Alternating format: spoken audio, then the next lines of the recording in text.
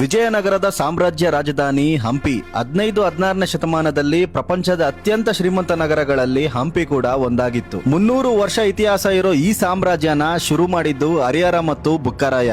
ಆದ್ರೆ ವಿಜಯನಗರ ಸಾಮ್ರಾಜ್ಯನ ಮೇಲೆ ಎತ್ತಿ ಹಿಡಿದಿದ್ದು ಶ್ರೀಕೃಷ್ಣ ದೇವರಾಯ. ತುಂಬಾ ದಿನ ಬಾಳ್ಲಿಲ್ಲ, ಯಾಕಂದ್ರೆ ಇದ್ರ ಮೇಲೆ ಬಹುಮನಿ ಸುಲ್ತಾನರ ಕಣ್ಬಿತ್ತು ತಾಳಿಕೋಟೆ ಯುದ್ಧದಲ್ಲಿ ಇಡೀ ಹಂಪಿಯನ್ನ ಸರ್ವನಾಶ ಮಾಡ್ತಾರೆ. ಬರೀ 20 ವರ್ಷ ವಿಜಯನಗರ ಸಾಮ್ರಾಜ್ಯನ ಆಳಿದ್ರು. ಹಿಂದೆ ಇದ್ದ ರಾಜರಿಗೆ ಮುಂದೆ ಬಂದ ರಾಜರಿಗೆ ಮಾದರಿಯಾಗಿ ಶ್ರೀಕೃಷ್ಣ ದೇವರಾಯ ಬದುಕಿದ್ರು. ಯಾಕಂದ್ರೆ ಇವ್ರು ನಡೆಸ್ತಿದ್ದಂತ ಶಿಸ್ತುಬದ್ಧ ಆಡಳಿತ, ನ್ಯಾಯಯುತ ತೆರಿಗೆಯ ವ್ಯವಸ್ಥೆ, ವ್ಯಾಪಾರಕ್ಕೆ ಬೆಂಬಲ, ಕಾಲುವೆ ಕೆರೆಗಳ ನೀರಾವರಿ ವ್ಯವಸ್ಥೆ. ನೀವೆಲ್ಲ ನೋಡಿರೋ ಹಂಪಿಯ ಮೈನ್ ಅಟ್ರಾಕ್ಷನ್ ಆದ ವಿರೂಪಾಕ್ಷ ದೇವಸ್ಥಾನ, 50 ರೂಪಾಯಿ ನೋಟಲ್ಲಿರೋ ಕಲ್ಲಿನ ರಥನ ಶ್ರೀಕೃಷ್ಣ ದೇವರಾಯ ಕಾಲದಲ್ಲೇ ಕಟ್ಸಿದ್ದು. ಒಂದು ಬಡ ಹೆಣ್ಮಗಳು ಇಷ್ಟು ದೊಡ್ಡ ಶಿವಲಿಂಗನ ಕಟ್ಸಿದ್ಲು ಅಂದ್ರೆ ಜಸ್ಟ್ ಇಮ್ಯಾಜಿನ್ ಮಾಡ್ಕೊಳ್ಳಿ ಇನ್ ಎಷ್ಟು ಶ್ರೀಮಂತವಾಗಿತ್ತು ವಿಜಯನಗರ ಸಾಮ್ರಾಜ್ಯ ಅಂತ. ಯಾಕಂದ್ರೆ ಅವಾಗಿನ ಕಾಲದಲ್ಲೇ ರಸ್ತೆ ರಾಜಬೀದಿಗಳಲ್ಲಿ ಮುತ್ತು, ರತ್ನ, ವಜ್ರ, ಚಿನ್ನನ ವ್ಯಾಪಾರಿಗಳು ಮಾರಾಟ ಮಾಡ್ತಿದ್ರಂತೆ. ಇವಾಗ ದೇಶ ವಿದೇಶಗಳಿಂದ ಬರೋ ಟೂರಿಸ್ಟ್ ಗಳಿಗೆ ಕೊರಾಕಲ್ ರೈಡ್ ನಡೆಯೋ ಪಂಪಾ ನದಿ ರಾಮಾಯಣ ಕಾಲದಲ್ಲಿ ರಾಮ, ಲಕ್ಷ್ಮಣ, ಹನುಮಂತ ಭೇಟಿಯಾದ ಸ್ಥಳ. ಹಂಪಿ ವಿಜಯನಗರ ಕಾಲದಿಂದಲೂ ಎಷ್ಟು ಧಾರ್ಮಿಕವಾಗಿತ್ತು ಅನ್ನೋದಕ್ಕೆ